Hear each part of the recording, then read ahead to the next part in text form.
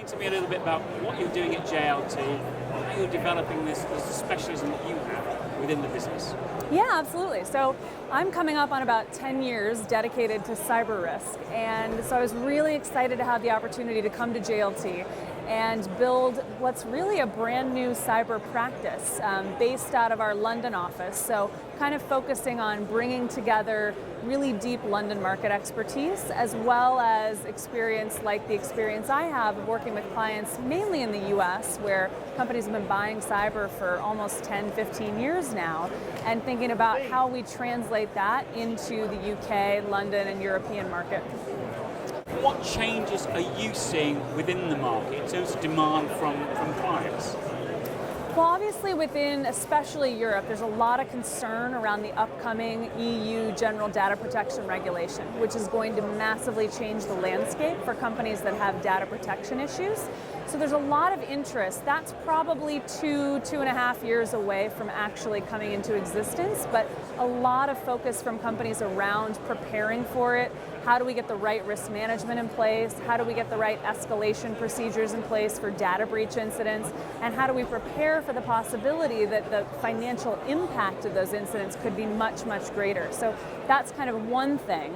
And then we're also seeing renewed interest from companies in critical infrastructure or in manufacturing, even in mining, where they're thinking about the physical impacts that a cyber incident could have. And that, I would say, is sort of part of the new frontier of cyber risk. So do you think that's indicative of a more developed understanding of the potential risks around cyber for businesses? Yeah, I think could be. I mean, certainly companies are starting to develop their understanding, but I think at the same time, as they dig into it a little bit more, they realize that they don't have a grip on it at all in some cases. And so it's sort of like the more you know that you don't know, the more there is to investigate, the more there is to learn. So certainly, I think there's a lot of the sort of fear, uncertainty, and doubt being mongered around. And there's a lot of uncertainty about, in traditional insurance policies, is there cyber cover? Is it intentional? Has it been underwritten? Is there premium being charged for it? And so there's a lot of, I think, uncertainty from a risk manager's perspective about what to do about that.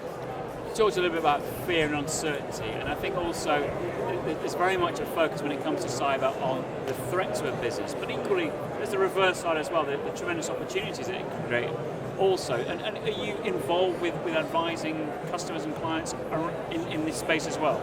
Yeah, and I mean, I think a great example of that is thinking about when a company says, okay, we're going into a new area, or we're developing our social media presence, or we're going to use this new cloud-based technology. This is a great opportunity for the business to save money or to increase our profile. But what risks come with that? And I think there's a little bit more proactivity about managing those risks. And I think there's opportunities sort of on the security side as well. So when we talk to companies about, for example, how you can enable remote working or how you can enable more flexibility for employees, and you think about actually if we deploy a solution that makes the most convenient option also the most secure option, then you're actually both enabling employees to get more done, the business is more productive, and you're more secure. So we're often having those conversations about how you bring those two sides of a business together. Okay.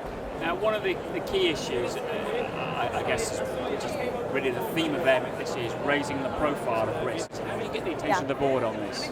So that's a massive issue. And in a lot of cases, it's not anymore trying to raise your hand and get the attention of the board. It's often the board coming to the risk manager and saying, what are we doing about cyber risk?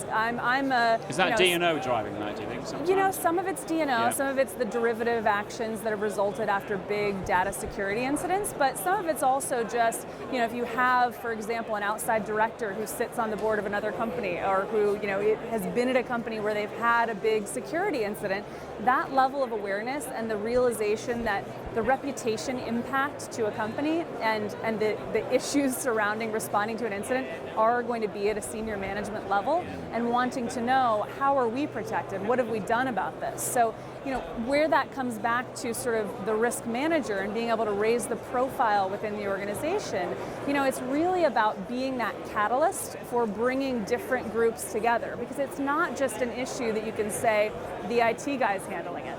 right? It's about the risk manager being able to bring that group together, have looked at those risks, and have a really coherent answer for the board when they say, what are we doing about it?